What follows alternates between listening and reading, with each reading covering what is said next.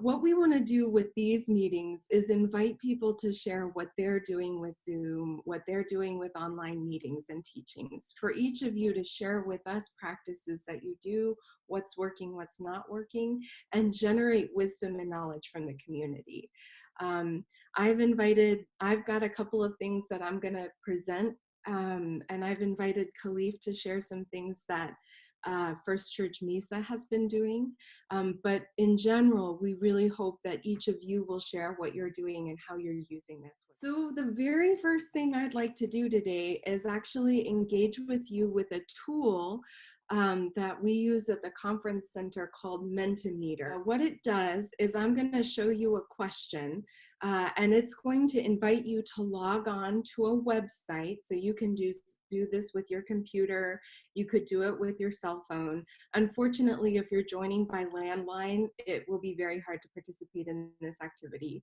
But I'm going to invite you to log into the website it's going to list, and you're going to enter a code, and then it's going to ask you to answer the questions. So I'm going to share my screen, and what I'm going to invite you to do is on your smartphone or your computer or your tablet to go to www.menti.com,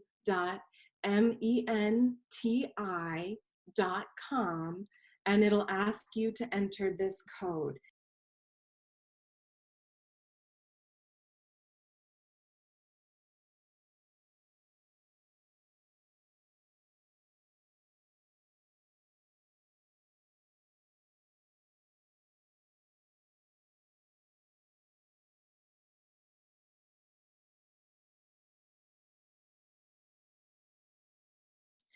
Janet has asked, do we need to open a new window on our computer? You can, if that is helpful, for sure. In your browser, however you do that, just enter, open that up and enter www.menti.com.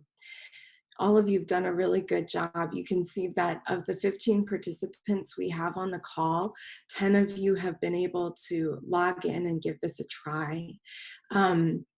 So this can be a really excellent tool for offering people a way to visually see how different members in an audience are thinking about things. As we move into an online or digital experience of things, it can be helpful to think about different ways of engaging our community differently. And so this is one of the tools we offer up. Menti has a ton of different settings you can use. So we're gonna experiment with some of their different formats today. But I'm gonna take a moment to invite us to pause and take some deep breaths and to remember that God is with us and that the Word, the living Word of God, is with us no matter where we are or what we're doing. And let us connect to one another's words. So I'm just going to take 1 minute to let us meditate on these prayers.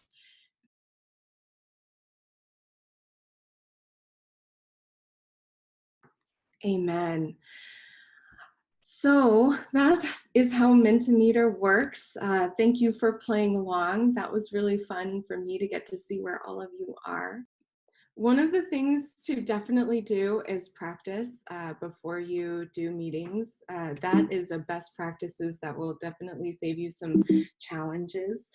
So teaching and meeting online, a couple of things to remember when you're doing a teaching and online meeting. First of all, keep your purpose really clear. If you're just gonna have a meeting to gather people together, that can be great, except that because of the energy in the room, it's a lot easier to get people to come to something that they know is clearly defined and they understand what's going to happen. Keep in mind your audience. If you're working with a bunch of people who are going to be calling in on their telephone, or they're going to be joining you with Zoom online, or they are all in their 80s, you're going to want to do some things a bit differently than you would do if you were working with a group of kids. So same thing that you would do in regular teaching, keep your audience in mind. But remember, in this case, they are very much an audience, right? Because they're participating through a screen. Attention span and focus. I don't know about y'all, but when I'm on my computer, I usually have 8 different things open and I can easily task switch between things. if you are somebody who does that, remember that everybody in your audience is doing that as well. So you definitely want to keep in mind as you're putting things together what people's attention spans are, and you're going to want to find ways to get them to focus. Social cues. I have found that meeting on Zoom or meeting through Google Hangout or meeting online and other platforms is a bit hard because I miss people's social cues, right? You can't hear that intake of breath when someone's getting ready to start saying something. You're not being able to read people's body language in the same way. So it's a bit different, which is why it can be really helpful to spell out some practices. If you want to share something, raise your hand. If you want to speak, unmute yourself, and that helps you as the presenter cue into different things that are happening. Another thing to keep in mind is space and capacity. So I am sitting in an empty, I'm sitting in front of an empty wall. Last week for all of the meetings, I had a background of like a million different pictures and all kinds of really cool things. This week I thought I'd change it up to try to draw people's attention more to what's going on the screen rather than what's going on behind me. But also keep in mind your space. So if you are having a confidential meeting with trustees online, you want to make, or SPRC, you want to make sure that you are having that meeting in a space that's removed from the rest of the members of your family or other people who might be in your space with you. So remember that online confidentiality matters as well. Also keep in mind the capacity of the people that you're meeting with. I decided to try some things today that are going to push you a little bit because I figured that if you're doing this, you have some experience with meeting online, but a lot of people, this is a completely new platform for. So they're going to really want to be thinking about how does my group of 75 to 95-year-olds engage in an online medium? Are they using their phone? Are they using a landline? Are they using their computer? So keeping those kinds of things in mind. And then finally, oh yeah, and capacity also means the number of people you can have in a meeting. So I've had really successful Zoom webinars with hundreds of people. I've had really bad Zoom meetings with 50. So keep in mind how many people are going to be joining your meeting in order to decide what kind of platform you might want to use. And then finally, keep in mind the tools and technological know-how of your people. So it can be really helpful to review the tools that you're going to be using, give people a chance to practice those, and also remember what people are capable of doing when they are doing this. So a lot of times when people join, say, a Zoom meeting from a landline, it's really hard to mute and unmute because it requires pushing different buttons, and it can be useful for you as a facilitator to know how to do that. Community building and incarnational work in a digital medium. You really want to work to cultivate this space. So that doesn't just mean kind of like the space that you're in, but even the online people. Invite them to set the space that they are in, especially if you're having people join you maybe live stream for worship, or if you're having people join you for your Lenten devotion study. Make sure that you offer them cues for setting their space in a way that cultivates a prayerful environment. Offer entry and exit moments. This is really important because especially since we can't see each other, we're not utilizing each other's one-on-one energy, setting up parameters around a meeting space can be really important. So have a moment of prayer and gathering when you start, and have a moment of intentional exiting when you finish. And that helps facilitate transitions. Take a few moments to review how things work in some digital etiquette. That can save you a lot of time down the line instead of having to keep asking people, please make sure you mute yourself or stop in the middle of somebody's really incredible share and say, I see that, you know, Bob Smith doesn't has a question about how to use his microphone, let's pause and fix that. So make sure you go over all those things when you begin.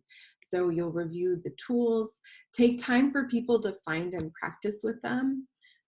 Don't be afraid of the dead space while people are doing that. Sometimes it feels like it's not working. That's just because it takes people time to figure out where everything is. And even if you're meeting with a group that's done it a million times, review anyway, because it's good practice for everybody to get that formation. And then set boundaries.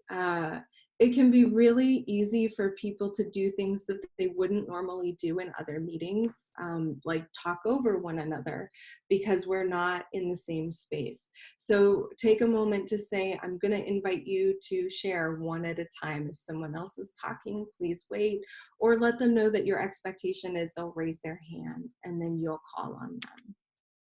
Answer any questions about how to, if you can, at the top of the meeting. Set some boundaries and create intentional practices. So offering people an online agenda so that they know where you're going to take them during the meeting. Let people know your ending point and your start time. We didn't do any of that today. Make sure you start on time. So if your meeting says it's going to start at 10, start at 10. Because that can be a real distraction for people who are calling in.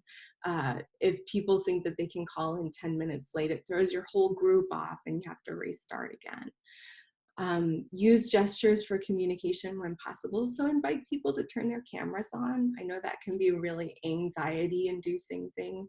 I hate having my camera activated, which is why I like the gallery view, because then I can see everybody. But let people know to give you feedback from their hand gestures.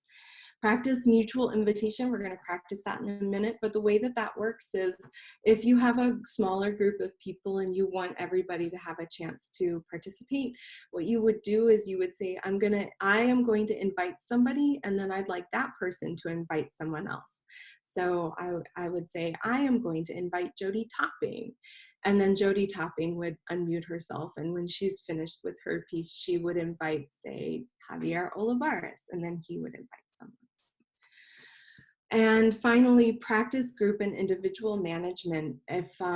Don't be afraid in a setting like this to say to someone, whoa, I have heard a lot from X individual. I've heard a lot from Beth Rambick here today. I'd like to hear what some other people have to say. Make sure that you kind of set some group management that way, but also practice your own management. If you need to take a break or you need to have something else happen, you can do that as well. And then actively engage people. It's really easy to do a lot of talking at people instead of engaging with. So what I'm doing right now is a perfect example of what you should not do in online meetings and engagement, because you want to get people engaged in the conversation. And then finally, be aware of your triggers. So I was in a meeting with a group of, with our clergy and lay leadership development people 2 weeks ago or last week. And about 20 minutes into the meeting, suddenly everybody started to get kind of discouraged or bored or distracted. And you could feel that, even though you can't sense people's energy, like people just stopped contributing to the conversation online. And when that happens, sometimes you yourself as a facilitator could get bored or distracted or discouraged, or you might be tired. So be aware of what's happening to yourself. Another thing is be aware of when you get activated. What I mean by that is emotionally. If something comes up for you, you get angry, you get frustrated, you get really excited, because you're not sitting in a room with other people where you can feed off each other's cues. You want to be careful about how you present that back out. And you want to practice good self-management.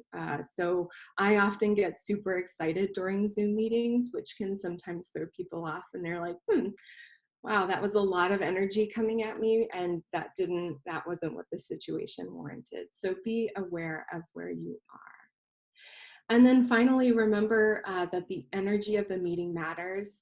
So on Zoom, especially, and Facebook Live too, people can really easily engage or disengage, right? there's no there's no consequence for entering or leaving a meeting. Think about what happens when people physically walk into a room. There's kind of like a taboo feeling of like, wow, that person just walked in late. That is not the same thing online. People can just slip in and out very easily, which is why time really matters, and making sure that people are being engaged and are being actively participating in a meeting can really matter. And then community making in a different way. So make sure you're using your different teaching techniques. You can invite people to go into a private, quiet time and do journaling and reflection. In Zoom, if you're using one of the not the free feature, but one of the bigger features, you can actually break people out into breakout rooms and have small group conversation. You can invite people to participate in the chat. Make sure that you have high expectations for how people will engage. People will match your expectations. So if you expect that people won't engage, they won't. But if you set the expectations right away that people are going to engage, they will. And then remember that practice makes perfect. And that probably there are going to be lots of mistakes, so don't get discouraged with that. So that's really all I have to share regarding connectional ministry best practices. Any questions about any of that information? Oh, you know how sometimes you Beth have or some people have like their pick where you're not showing yourself live. How do you do that? How do you upload a picture? That's a great question. Christina, do you want to tackle that one? Yeah, so when you it's going to be different whether you log in from the website or the Zoom website, or if you downloaded the app and join a meeting that way. You might have to just click on your the little circle icon image of yourself when you first start, not when you're actually in a meeting, before, when you just get into that first startup phase, and then you'll get profile options. So you're just editing your profile. Does that answer your question? And that's a good one. I'm wondering, we can probably kind of put up a step-by-step, both for doing it from your platform on your computer and doing it from your online computer. You can also change the background. Before y'all logged on, I had like a really cool green screen background, but it took up too much bandwidth, so I turned that off. So that can definitely help.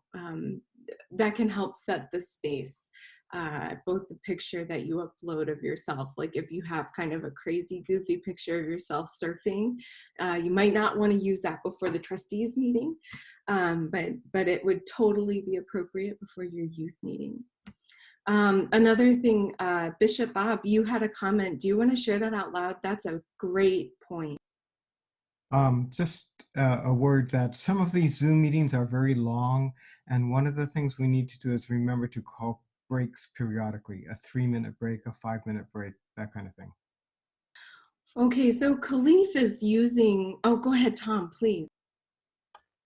We were mentioning I believe in the etiquette section about talking over other people and make sure we respect all of that. As I understand Zoom, if one person starts talking, then no one else can.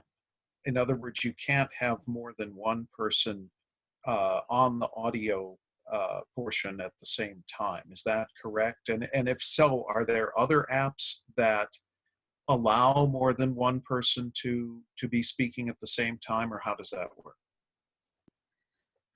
So Tom, that is a great question. I'm going to speak from my experience, not from an expert perspective. Zoom does a really good job of trying to pick up the dominant microphone and tuning everyone else out, which is why if you try doing a community prayer with everybody unmuted, it's a mess. We can even give that a try right now. No, we won't do that. I would definitely try that, because it's an experience that once you've had it, you will figure out how to never have it again. However, the challenge with that is it'll take Zoom a moment to figure out who is the dominant microphone. And in that time, you might lose what someone else is saying. So yes, and there are times when you can talk over each other. And in those moments, making sure you've set some boundaries can be really helpful.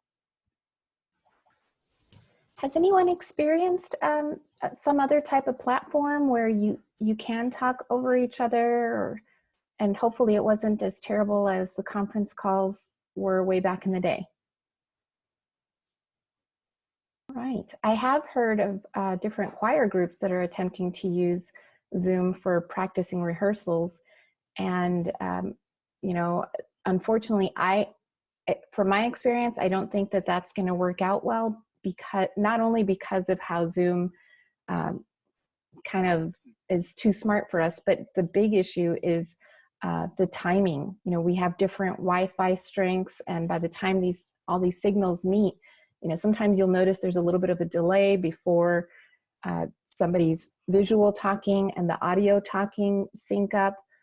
So it would be a nightmare. David, I'm wondering if you've heard of any solutions for virtual choir practice? David Topping, sorry.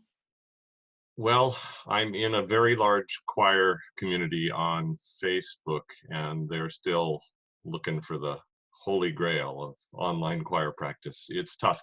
Some are trying Zoom, but they're realizing that they can't hear each other singing. So basically what happens is they're just singing to themselves. They hear the master audio coming, say, from their conductor or accompanist or something like that. And then they're just supposed to self-monitor. Or they can record into another device and upload what they did. There's these wonderful things that you've probably all seen, these virtual choir arrays that are, some of those are going very viral right now. But the truth behind those is that it takes somebody or some team of somebody's many, many hours, if not months, to edit that all together. There is a thing called the Acapella app that I'm going to look at that apparently is a shortcut to doing some of that, but it doesn't do those real big, pretty, 30 boxes of people singing all in beautiful 4-part harmony. So no, I'm experimenting also a little bit with the Google solution, Meet, which is an upgrade to Hangouts, but I think it has the same issue. I don't really think they've solved simultaneous audio things. There's some really high-end stuff out there for Grammy-type musicians where they can collaborate and play stuff with each other, jam together in real time. But those are high-end solutions and very proprietary and specific, and not these, rather freely available public social media platforms. So that's my contribution. We also have a question about what causes the echo. There are a number of different ways that you can cause an echo, but usually what it is competing sound streams coming in from the same location. So if I have my computer unmuted and Christina is talking and my microphone or my speaker is loud enough, it'll create a feedback loop on my computer where you get an echo from the other person who's speaking, which is why making sure you invite your participants to mute and you mute yourself when you're not talking cuts down on the echo. And also if you join like from your computer and also have your phone called in, that can create an echo as well. If you experience that, and if folks have the option of having either a headset or earbuds or something like that, that will kill the feedback loop as well. That's so the online classes that I take, they always recommend that you engage with headphones. And that can be a way both to enhance the volume of the experience so that people can really hear well and cut down on that external noise. Okay, I know Khalif has some things that he can share about how First Church is using online media for teaching. So I'm going to invite Khalif to share. And then after that, I'd like all of you to just take a moment to share what's working, what's not working, and what in your experience has been the best practice for you in terms of meeting online. So Khalif, take it away. In our time of physical distancing, I don't want to call it social distancing because we're being social right now. So yeah, we have a number of different platforms that we use at First Church in order to engage our community through digital media. One of which is live stream. It comes directly off of our website. So we, from our website, we have a link to live stream. Live stream is an account-based internet streaming service that allows you to stream high quality video and audio.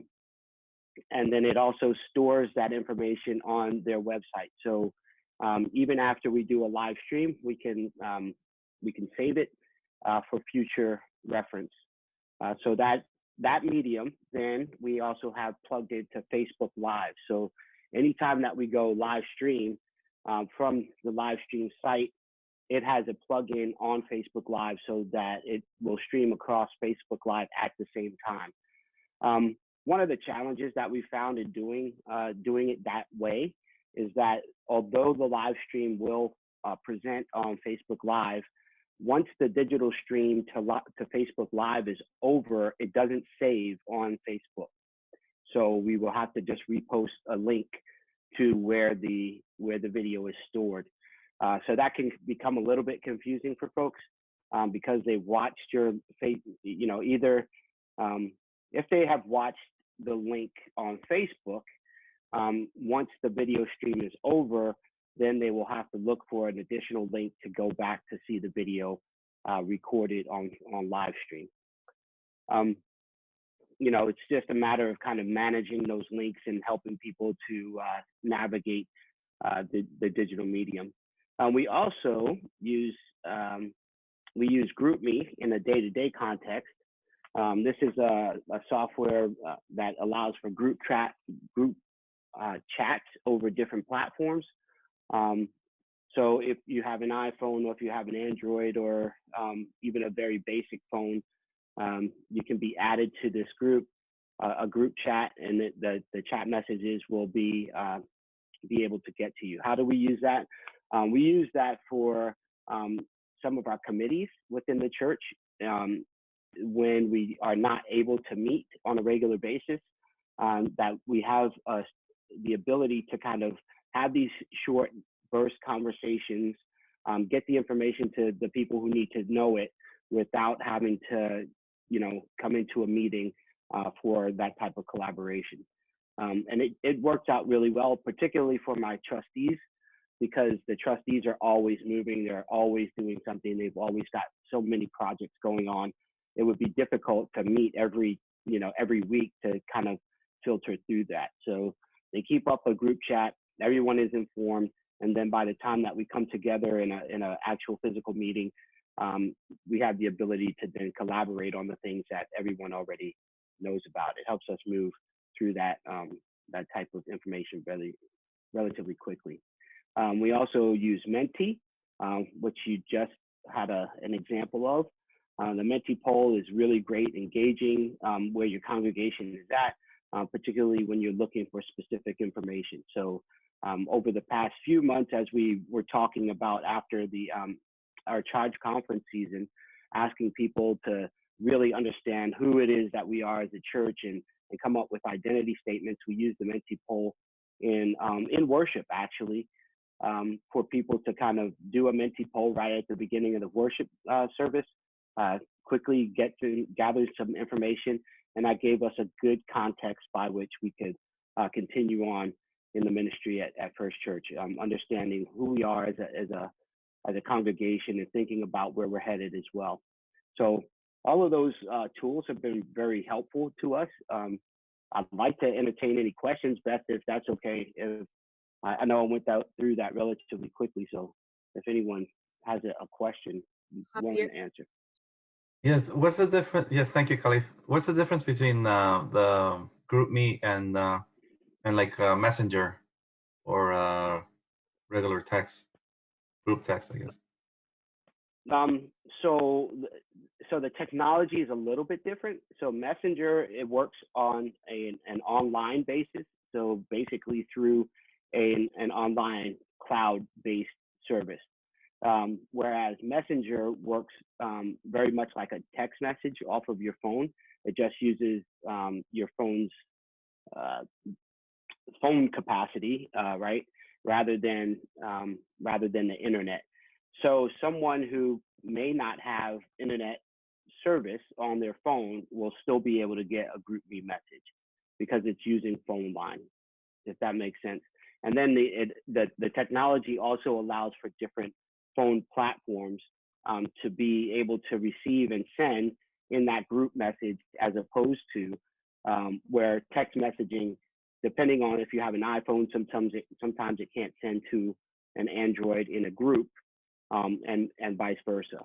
So I don't know if you've ever been in a group chat where someone sends a message, you see all of the phone numbers that it's sent to, and then you're like, who are these people? And then you try to respond to the group, and it breaks the group up. And then some people did get the message, some don't. GroupMe is an app that kind of allows you to group text over multiple platforms, and you don't have to worry about that. People kind of engage a little bit better that way. Thanks for that question. Yeah, go ahead. If I can add, with GroupMe, only the person who creates the group message has to have the numbers of those in the group. And so you create the group and you give each person a name, and then it shows up as their name. And so I'm able to create groups with students without releasing each other's numbers. So it protects each other's confidentiality too. So you can create a group without having shared something you don't have permission to share. Yeah, thank you for that. That's good information. And it also allows you to do private messaging as well. So even if, like Hannah says, I created the group, I'm the one who has all the contact information. If they wanted to send me a private message, not in that group message, then they could also send a private message as well. And then I even mentioned Zoom. So the way that we have been using Zoom for meetings, particularly with our Bible study, we are doing right now a church-wide Bible study, or book study, I should say, on making sense of the Bible, which is a collaborative effort, as I'm doing a sermon series on the same material. And so as I do the sermon on a particular material, then that week we also study it in the Bible study class after worship. So Zoom has helped us to create meeting rooms where our whole congregation can come together, or those who are studying the book, and be involved in a Zoom meeting, and we can go through the material in a setting which doesn't allow us, or allows us to be connected like this, as opposed to being in the same room with one another. It works out really well. In fact, you can show video content, you can share your screen, you can kind of go through PowerPoint slides, all of those different ways of doing it, which will allow you to then engage in a different way. So that's how we've been using Zoom. And for our smaller meetings as well, when our committees cannot meet or cannot come together, we have just set up Zoom meetings to have some of our committee meetings as well. I'm curious if there's anybody here that's had some difficulties trying to implement this virtual meeting space, or getting people to sign on, or anything like that. Does anybody have a issue to share? Oh, I've just had situations where I've sent out a link and people are having trouble getting on, but I think sometimes it's been that they have not had the app downloaded, or sometimes we just, the other day we were just trying to jump on real fast to sing somebody happy birthday, so there wasn't time to like troubleshoot. So I'm not really sure what the problem was, because we didn't have time. But yeah, so I've had some mystery. I'm not sure why people could get on. So is that something that was resolved, or how is it? As I said, we didn't have time to troubleshoot because we were just trying to jump on, sing happy birthday before she left. So we didn't have time to troubleshoot. Okay. Well, if it was through Zoom, there is the zoom.us/support that you can visit, and they've got tons of different, so that the user, like, you could email that person with that link or remind them, hey, be sure to check out zoom.us/support, or to use their online chat so that somebody from Zoom can connect with them directly. I have noticed that during this COVID-19 time, the online chat, I'll be like number 419 in the queue. So it used to be amazing, but right now everybody's using it. But they do have some excellent support articles and videos ready to go on Zoom. So I'd recommend sending them there. Tom.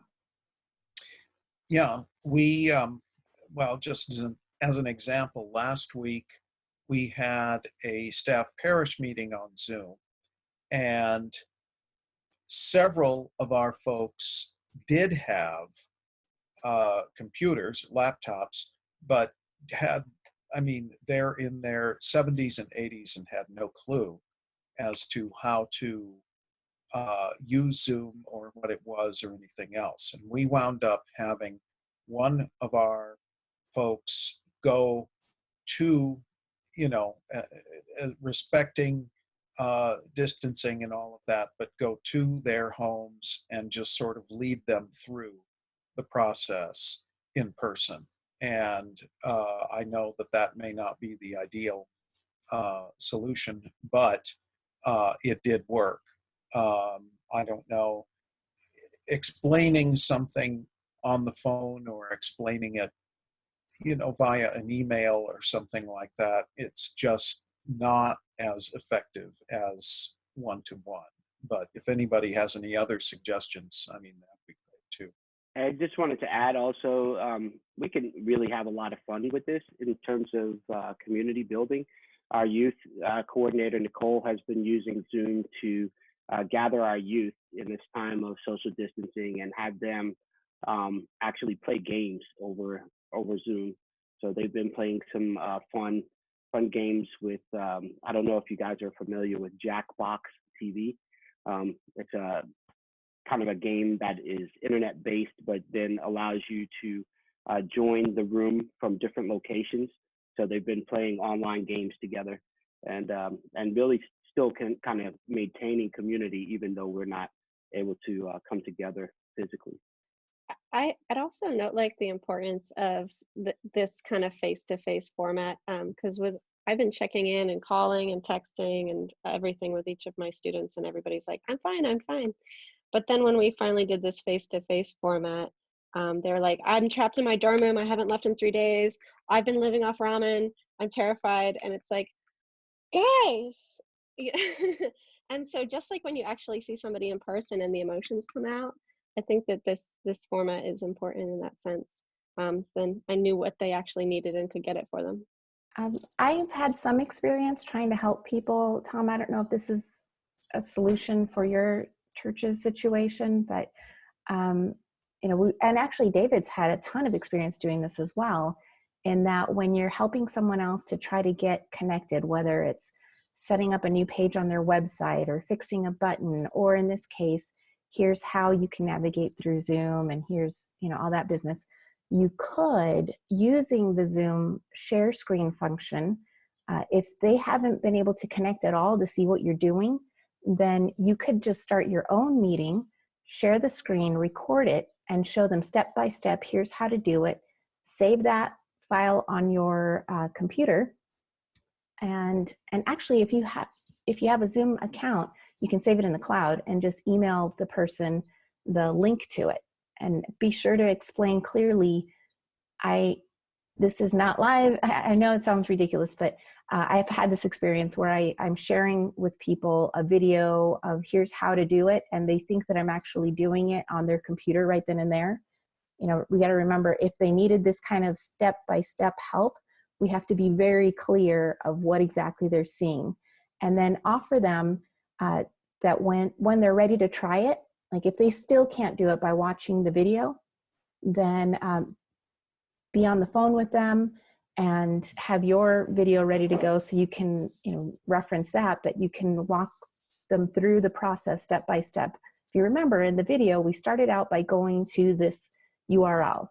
So you do that by, you know, click on your whatever browser they're using, Chrome or blah, blah, and you go through the steps that way. Should we do a round robin to see who's using what? All right, so Tom, go ahead and share what are the things you're using, and if there's a lasting question that you want to pose. Yes, we are using Zoom for all meetings, and thus far it seems to be going fairly well. There's a couple of groups that have not yet met with that, but I believe that all the participants are now at least equipped with the ability to get on Zoom. So I'm hoping that will move forward in the way that we want to. For our weekly services, we are at the moment we're really fortunate in that we've had our local low power radio station agree to carry our worship service on Sunday. So that has worked out well, and it will work out better, I think, as we get more used to doing that. However, today I have a question. We are doing a Lenten study, and part of that is a DVD video that, you know, we have a segment each week. And is there a way that can either be, and I'm guessing there isn't, a way that can be incorporated into the Zoom, or is there a way that we can license, create a link, do something that will allow them to stream that video maybe ahead of time and see what, you know, so that we can incorporate that each week. So your ideas, suggestions? Sure, Tom, I think there's a couple of different ways to go about this. You can stream it on Zoom as long as it's a private meeting and not going out into the world. You don't have to worry about licensing issues. So if you have a contained group that you are sending or sharing that video with, you can actually do it on your computer. As the DVD is playing, just select that window when you're doing the share, and it should work, hopefully. And but if that doesn't work, what I've also found helpful is to upload the video to YouTube. Then you can send a private link to those persons who need to see it. They can go to YouTube and view the content, and then meet you back in your respective Zoom link. Or you can use a combination of both of those. Upload the video to YouTube, and as you're in the Zoom link, share your computer screen as you play it, and others will be able to see it then as well. All right, now Mark, can you share with us what you use for collaboration right now, and if you have any issues or questions that you want to pose to the group? Mine is going to sound a lot like everyone else, primarily Zoom and then phone. And one of the things Tom was referencing, SPRC, I was the one leading that meeting. Definitely do the directions that even when they get on, they don't know how to mute, they don't know how to turn their video on, they don't know how to chat. So I'm going over that each time. One of the downfalls, I have various invitations out to different groups, and I go early so that if people come on, I can help them. And I found myself for 10 minutes on the wrong one earlier this week, and finally realized that's why no one's coming on. I'm on the wrong one. And so you have to keep that straight. Hi, I'm really here because I need ideas. I also have a very senior population. No one is comfortable with Zoom. Nobody's even heard of Zoom.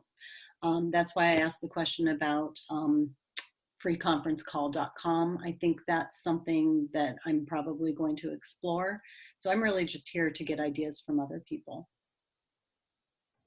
And FYI, with Zoom, there is the call-in option as well. So if anybody's ready to, you could do everything through like what we're doing now, and some of our participants could be joining us through the phone.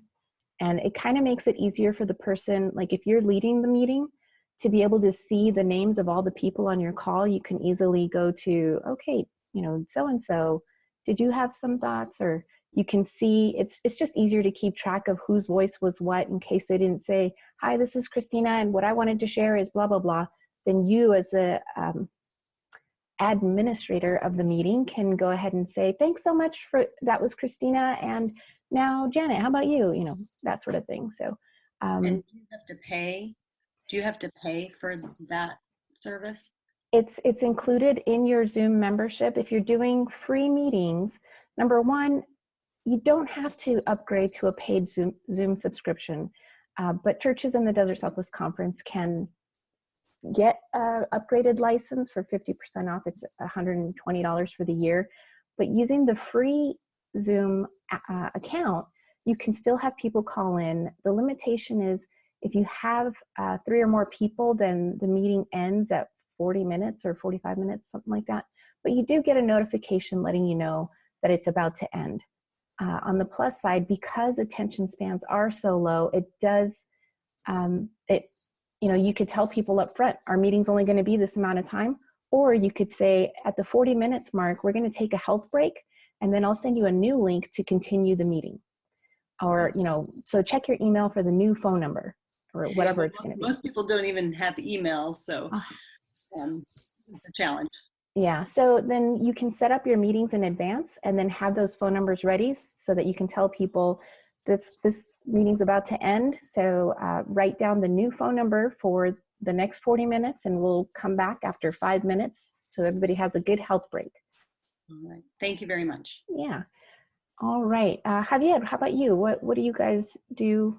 Oh, you're not at a church, but okay. Well, do you have any questions? No, just here to learn. The meetings I've had, Julie or Billy have set them up through Zoom. I was reading something on Facebook. I don't know who posted it about trolls and to have a waiting room. Can you say more about that, or have you heard about that? That sometimes in Zoom meetings there's people that I don't know what a troll is. Yes. It's just something negative. Yeah. Do you want to say more about that? Yeah, so that is something to be careful about, especially if you're offering public Zoom meetings, like for worship, that you might not know everybody that's logging in. So if you're doing something like this, a Zoom meeting where people can unmute themselves or share their video, you have the possibility that someone's gonna, instead of showing themselves, the things that they were doing was like showing some pornographic image, or they might just be annoying and say things or whatever. You can always remove that person, but if you don't want to get to that point and you want to have a public meeting, that's where webinars are better. It's, nobody can be seen and nobody is heard unless you actually allow them to be heard. The only way they can be allowed to be seen is if you promote them to be a panelist, and then they would accept it. So that's one way of getting around it. Thank you, Christina. I just want to say, echoing what Mark said about, helping people understand the chat feature and the mute feature. But what I do, unless I'm 100% sure that all of my attendees know how to use Zoom and those features, when I send out the invitation, I give like a brief overview of how to access chat and how to access mute, but especially chat, I ask them to open that window up right away, because then that way, if they're having problems, if they can't hear or we can't hear them, whatever it might be, they know that we can at least have that conversation within the chat feature right up front. And so I always do that with my invitations till I know they know how to use it. Yeah, I don't think we talked about the financial part of this. And it's very important, particularly for some of us pastors that are in that have congregations that need to or want to continue to tithe and give their offerings. We use PushPay, which allows for people to actually just send a text message, and that will send their contributions to the church. But I also know that there's PayPal and some other services that are out there. And if you don't have a particular credit card company that you're using or a way of online giving, that may be something to explore right now as people are staying at home. We've also asked some of our older senior folks that don't have the technology to just mail in a check. Very old school, but we think that it's still important for people to have the opportunity to send in their tithes and offerings as they can. So just wanted to add that. Thank you. Just want to say, I'm on a Kindle. I can't see everything at once, and I've been trying for a couple minutes to get back to chat, and I don't know how. And it's hard to go back and forth between the picture and where I get, list of participants and commands. And having done this on a computer and on a Kindle, it's much easier on a computer because you can see everything at once, and you have your commands there. And I assume the same problems with a cell phone they would get as I'm doing with the Kindle because of the limited display. Thanks, Jane. That's a great tip. I've noticed similar limitations with iPads. So maybe when we're starting new meetings, or for those that keep expressing that, I don't see what everybody else sees, ask them what device are they using and do they have another option? And then, of course, you could send them to support.zoom.us as well. Sorry, just really quickly, I thought of something that on what Khalif was saying with giving. And one of the things I did yesterday during our online worship service was to just share that giving is an act of worship, and that it is something that we need to kind of remind people about, that it's not just that we're trying to grab money. It's that it is an act of worship, and it is something that we all do because we worship God. So just a thought. Thank you. And then Hannah, did you have a thought? I was scratching my head, but I do have a thought, which is that this may be a problem that's unique to my setting. I'm not sure, but I think a creative challenge for us going forward that I wanted to drop as kind of food for thought is that my concern is that right now I'm using Zoom because it's what the students are used to, because they are already doing Zoom for class. But my concern is going forward, like Zoom fatigue. And how to keep it interesting. And of course, we do different things than they do in class, like put ridiculous pictures behind us and stuff like that. So there are ways to keep it interesting, but I think that's just like a food for thought, like a next time or going forward, what are some ways that we can keep things interesting, for those who maybe will be getting Zoom fatigue? Thank you. That's huge, because we do tend to want to try to recreate what we were doing and what we were used to from the in-person experience, and we try to move that. Well, we could meet for 8 hours in person. It's fine. We'll just move it to online for 8 hours. Not so great. It wasn't that great in person, FYI. But now to put it online, yikes. Jody. I kind of want to go wherever Beth is. I'm kind of liking that whole setting. It reminds me of when I hiked to Havasupai. So I don't know if that's what that is, but yeah, I think we should all go to where Beth is right now. All right. With my virtual background, this is the superstition. Well, since Beth is in such a beautiful, serene, peaceful location, do you feel called? Is the Spirit moving you to give us some closing remarks, maybe a prayer? Sure.